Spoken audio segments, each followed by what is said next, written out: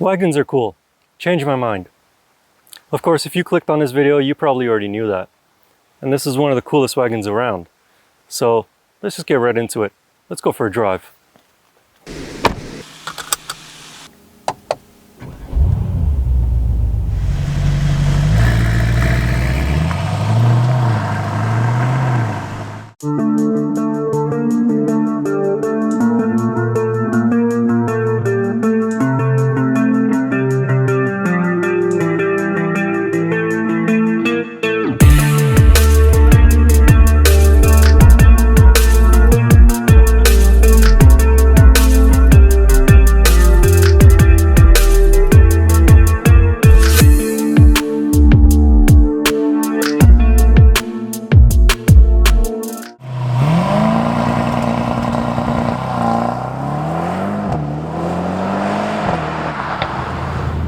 So it got colder outside, hence the jacket, but that's okay because I am working up a sweat in here trying to keep the back end of this car under control.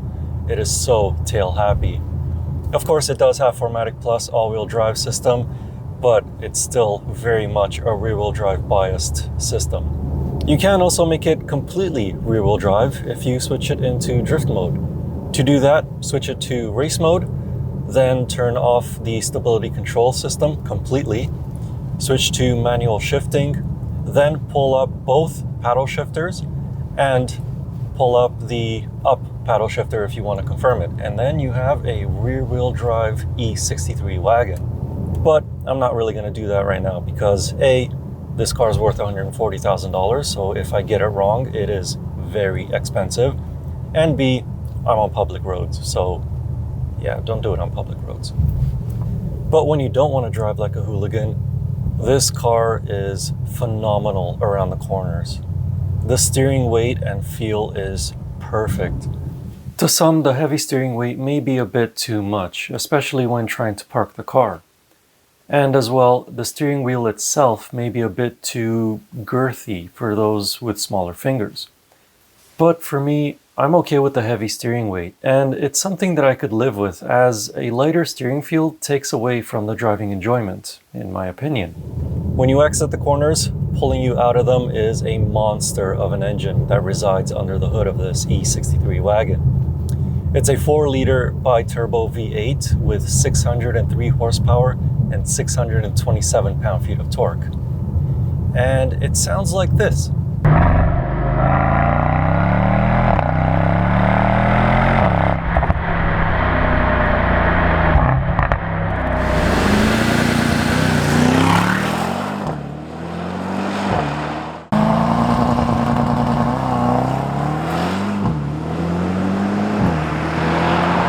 This engine is amazing. It has power everywhere in the RPM range.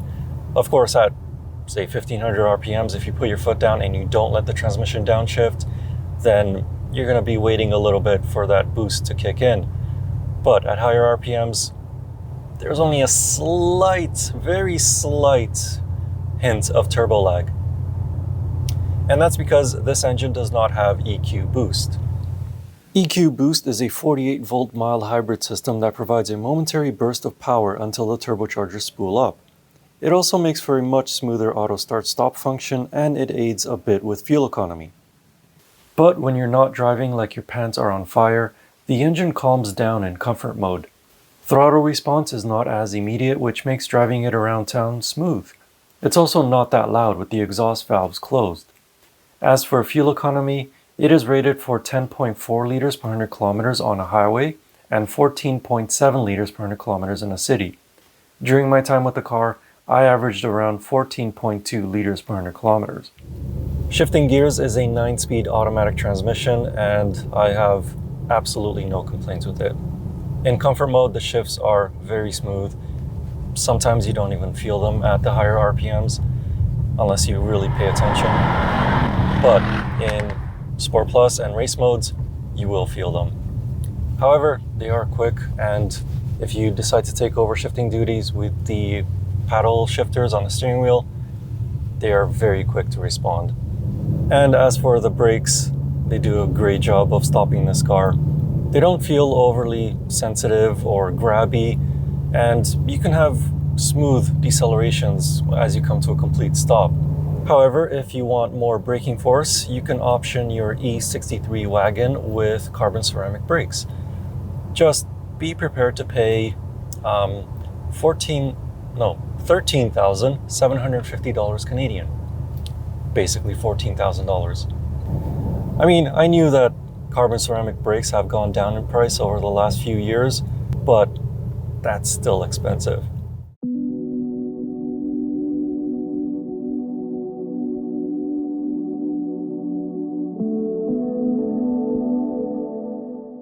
The Mercedes E63 AMG Wagon comes equipped with air suspension and adaptive dampers. Overall, the suspension feels firmer, even in the softest setting, than a non-AMG Mercedes E-Class.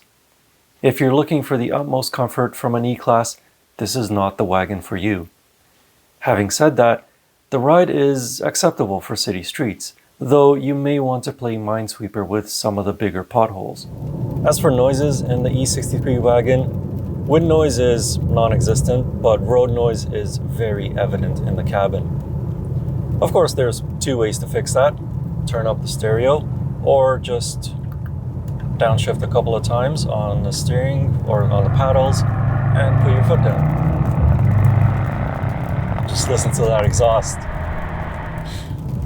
Incredible, I love it. In the E63 Wagon, space is plentiful.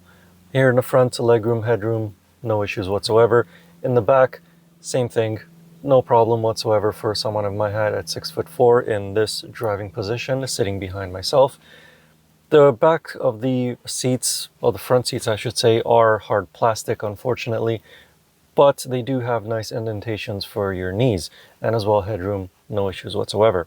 But back here in the front, it looks very similar to the 2020 Mercedes-Benz E-Class. You get the dual 10.25-inch displays, the same 4 round air vents in the center, as well as 2 air vents on either side. Same climate controls, same quick menu access buttons, cup holders down here in the center, as well as wireless phone charging. But the only change to this new E-Class is the steering wheel. Now, in the press photos, it looks great, but here in real life, not so much. These new dual spokes are piano black plastic, and do you know what they attract? Fingerprints and dust. So if you look closely, you can see all of my fingerprint smudges. And as well, I don't like these new touch pads. I much prefer the previous one with the BlackBerry style touchpad. These new ones feel just a bit too finicky, and they always get the wrong movements. Like I move up and it swipes right instead, so I don't like them. But other than that, the actual feel of the steering wheel is fantastic for, at least for me it is. I mean, I do have really big hands, and like I said earlier, some people have complained about being too girthy of a steering wheel, but I like it. In terms of practicality with the E63 Wagon, you're getting loads of it. With the rear seats up, you're gonna have 640 liters of cargo volume, but fold those rear seats down and you're getting over 1,800 liters of cargo volume. I mean, look at how big this opening is. You can fit a body in there. I mean, actually, let's do the body test.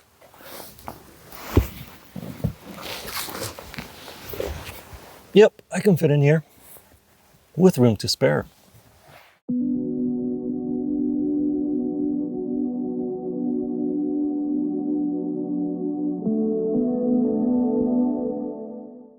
This 2021 Mercedes-Benz E63 AMG Wagon starts at $127,900 Canadian, and as I stated earlier, with some options on this demo vehicle, it costs $140,000 Canadian. The features in the different packages do differ between the Canadian and American markets, but the E63 Wagon can be similarly equipped whether you're in Canada or the United States. As for how it looks, it receives a few minor tweaks to the exterior, namely in the front. It has new headlights with new daytime running lights, and the front grille is now the Panamericana grille that is synonymous with top AMG models. So why is the Mercedes E63 such a cool wagon? Well, on one hand, it has supercar performance that will embarrass other supercars. But on the other hand, it has SUV practicality, so you can take the family for a long trip and have plenty of space for all of their stuff. So it's like a jack of all trades: supercar performance, SUV practicality. And that's what makes modern wagons so cool. They have car-like performance, but with the practicality of an SUV. Anyway, if you want to know more about this 2021 Mercedes-Benz E63 AMG Wagon, I wrote a more detailed review of it over on my website. You can find that link in the video description. And as always, I will see you in the next car or truck or hopefully another SUV. Who knows? Anyway, thank you for watching. Please like and subscribe, and see you in the next video.